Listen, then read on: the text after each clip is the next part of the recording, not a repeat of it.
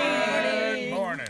Here it is, Sunday morning of the B&G Campout in the Blue Mountains. Yeah. We've been having a wonderful week. It's been just amazing. Unfortunately, today is my last day. I'll be leaving. A few of you will be leaving too. And tomorrow morning, Sandy will be hosting the final meeting of this campout. Yay! You're going to do great. It'll be fine. Yeah. We'll have lots to share, I'm sure. I'll be able to I'm hoe sure, down with yeah. the squatches, which we'll miss. Yeah. Yeah. We'll make sure we get pictures. Yeah. Okay. So, we're going to start with yesterday. There were some things that happened.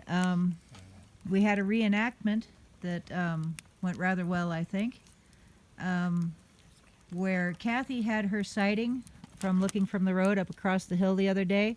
We had Pat and Penny and Anita and Kevin all hiked up there so we could get a visual comparison. Kathy was rather shocked when she looked up there and realized that she needed binoculars to see you on the hillside. That, because you don't really have the perspective until you have something up there that you know how big it is. And she was shocked that she could, with her bare eyes, see an upright individual walking that hillside that caught her eye while we were driving. And yet when you were in the same position, she needed the binoculars to put you in position. She couldn't make out that if you stood still, you just looked like you were another burnt stump, because you were wearing black, which was actually perfect against the green background of the hillside. And so she estimated that you were, whatever she saw was between 2 and 3 times your size. And you're 6'3". Can you And you're imagine 6'3". that? 6'3", 205. Delicious. Yeah. Yeah. And the ladies, you were wearing pink. You didn't stand out. Never saw you. Yeah. Through binoculars up there. Yeah. So it was the same thing as like a couple years ago when we six had the sighting. When Mitch got up there as a comparison, it made what we saw so much bigger. Because at first you're going, well, could that be a guy, walking back and forth? But no, once you get a man up there, I mean, it was so much bigger, so much wider, so much taller. I mean, just so much more bulk. Yeah. Yeah, tremendous difference. You got to have something up there that you know how big it is to get a real perspective of what the size is you're looking at. Right. Yeah. Yeah.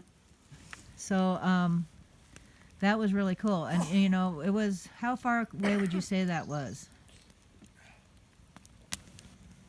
Probably 600-700 yards. Yeah, it was a good distance. A little farther than the sighting that was up here on the hill, the group sighting we had. A lot fun. Yeah, and when we did that, we had Mitch up there in a yellow T-shirt, and he was really hard to spot, but one of the differences was on that event was the vegetation was so high that we couldn't see him through that until he got into the open or put his shirt on a stick and waved it.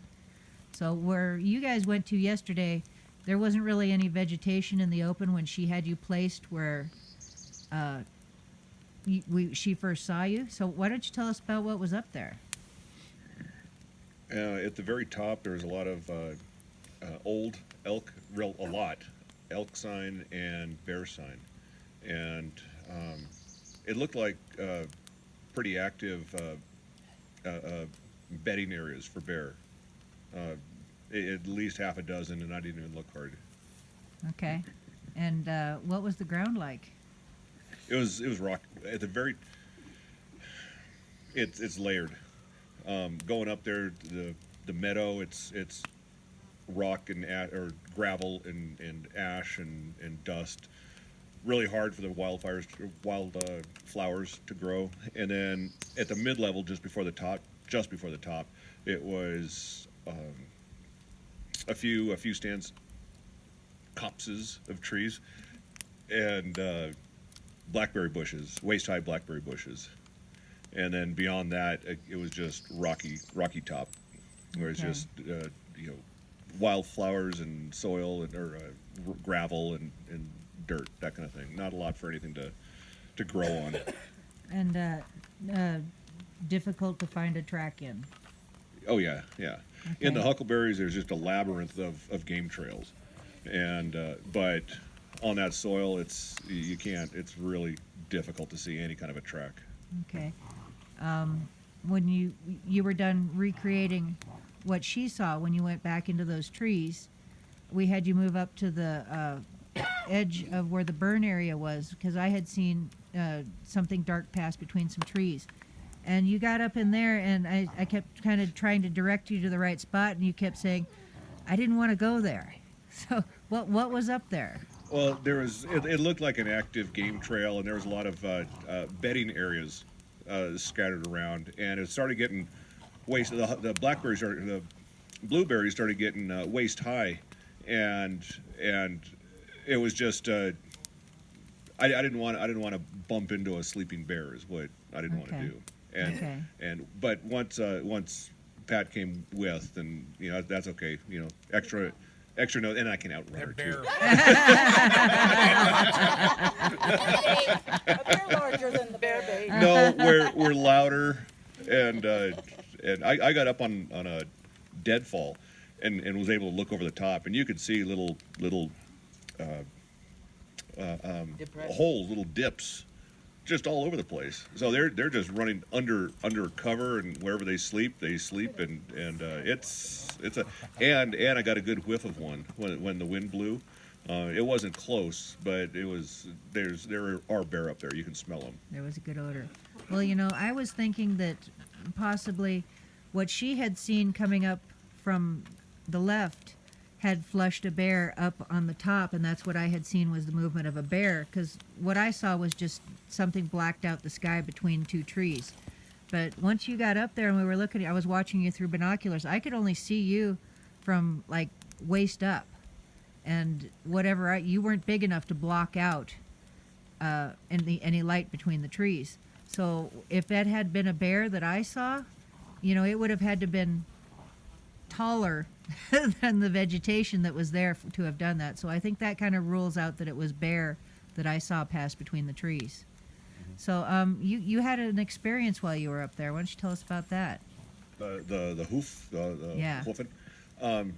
We went uphill, and it was fairly steep, and it was at the edge of a ridge. And so as you come over the side, you can see down the ridge. And the moment was any of you with me when that happened? Okay. We went uphill, then it started to side hill. And as soon as I came over and had any kind of a view down the side of the ridge, I heard a very, very big lunged "Ho! Ho!" Two of them. And I didn't know what to think of it. I've heard bear before, but this was, and it sounded like that, but it had enormous lungs. I do know that I exposed myself as soon as I came around the edge and could look down. I was out in the open, and so for hundreds of yards, anything down there could have seen me, and so I'm pretty certain that I was seen, and then the well, there's longer gap between that, but that happened. So I either scared something or something was warning of my arrival. It was an alert. Okay. Wow. Cool. Well, thanks for going up there and doing that. Yeah. Yeah. Guys. Ripe at all? Oh, no. Just, Way too No, berries no aren't ready berries yet. yet. just got off the Yeah. pole. Yesterday, Courtney found a couple of footprints back up here that we went and looked at, and they were very small. Very small, about like that, maybe 5 inches. And they were wide, very wide. And we had Stryker put he's the youngest person, smallest person here, and his feet were 2-3 inches longer, And when I first saw him, you could see there was a rock had fallen into what looks like the toe. And when I went back to show everybody, the rock had kind of tumbled a little farther off to the side. So the detail was fading fast. And, it's possible that puppies had been running through there. So, yeah. But there were two that it appeared to be 2 of them kind of side by side that were from a very, very small creature. Wow. Yeah. So I have pictures of those and a little video clip Lots of that. babies running around up there. Lots of babies. Yeah. Yeah. They do exist. A few things happened last night when we were around There was, I was here, Kevin was here, Terry was here, and Barb was here. And I just took up my drum and did some drumming. Kevin got his drum and we were drumming. And both of us turned and looked at each other at the same time because we saw a white, from where you guys were sitting, it was like a little bit above your head. And it was just a white Okay, let me turn around and flash give and them lit and flash. a view And we straight looked back to see here. if anybody was coming up driving, and it was, would have been a headlight, and there was nothing in that direction. Right. So that was pretty cool. And then we heard what we thought after Kevin went back to his tent, and we thought he either had coughed or the two of you guys were talking, but then it was like it didn't sound like you, but that's the other thing, right off the top Yeah. of my head. It was like, whoa, and It sounded like It's- garbled, strange talking coming from the direction or on the other side of this building where your tent was. And honestly, it took me back to when I was here 5 years ago, hearing that kind of a sound down here in the creek. That it was just, you could hear the voices, but it was garbled and it didn't sound like us. It was weird, but it just Yeah. was few seconds, and then I did it a couple of times, 2 or 3 times. There was the sound back there. And we heard what sounded like a scream Yeah. coming from this direction.